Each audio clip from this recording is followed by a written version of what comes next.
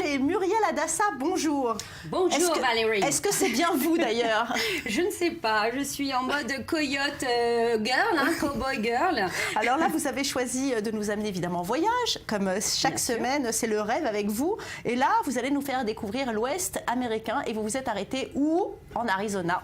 Exactement Valérie, je me suis arrêtée sur l'Arizona tout simplement parce que l'Arizona c'est un kaléidoscope de paysages extrêmes et envoûtants et aussi bien évidemment parce que c'est le pays du Far West, des rodéos, des cow-boys et des Indiens et on a tous joué au moins une fois dans sa vie aux cow-boys et aux Indiens, n'est-ce pas? Bien sûr. Oui. Voilà. Et donc là vous avez la possibilité d'y jouer grandeur nature parce que la culture cow-boy est toujours très très présente en Arizona, mêlée de traditions indiennes et de saveurs mexicaines au sud de l'État. Qu'elle est belle, hein, comme c'est ça. gentil. Elle est sublime. Bon, arrêtez vous flatter. Et encore, je voulais arriver avec mon cheval, mais je me suis dit, il n'y a pas de place sur le plateau, je l'ai laissé en bas. Les cow-boys, le lasso, le cheval, on a compris. En tout cas, il y a quelque chose de magnifique là-bas. C'est le plus ancien parc national du monde. Racontez-nous. Et oui, exactement, parce que tout simplement, déjà, ce qu'il faut savoir, c'est que les paysages sont juste incroyables en Arizona.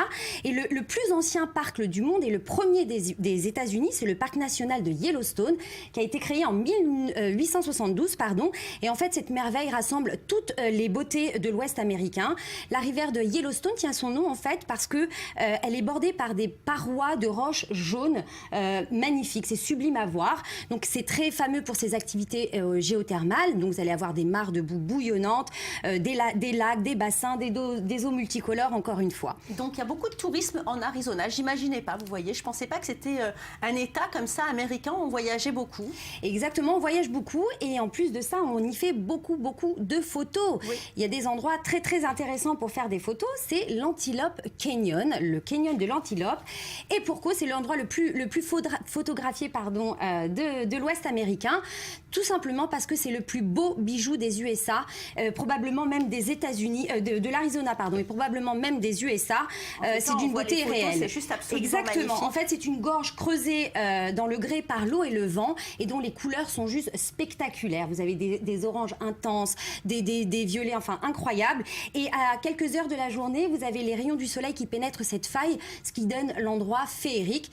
Et ça, elle se situe dans la réserve indienne des Navajos. Alors attention, il se nomme en indien Tsehe Bigahalini Duhu Asdistasi.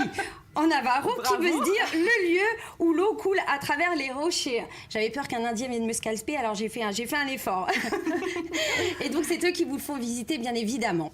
Ben écoutez, bravo. Là, ça franchement, la semaine dernière, vous aviez eu envie de partir en Chine. Et là, je vous vois écouter vraiment de manière franchement incroyable. Vous ne bougez pas. Vous voulez partir en Arizona maintenant? Oui, l'Arizona pour le maquillage, c'est parfait. Là, je vais trouver les couleurs qu'il faut. Voilà, donc en fait, bon, vous avez compris que partir en Arizona, c'est partir à l'aventure dans des paysages uniques qui nous rappellent ces bons vieux westerns qui nous ont bercés et dont les répliques cultes nous ont marqués. Et moi, je voudrais terminer par une réplique de Il était une fois dans l'Ouest qui dit tu connais un homme qui se balade dans la région tu connais un homme qui se balade dans la région en jouant de l'harmonica. Il joue de l'harmonica quand il devrait parler et il parle quand il devrait jouer. Et moi, j'ai fini de parler, alors je peux jouer. Bravo, c'est moins bien avec l'harmonica. Il va falloir vous entraîner.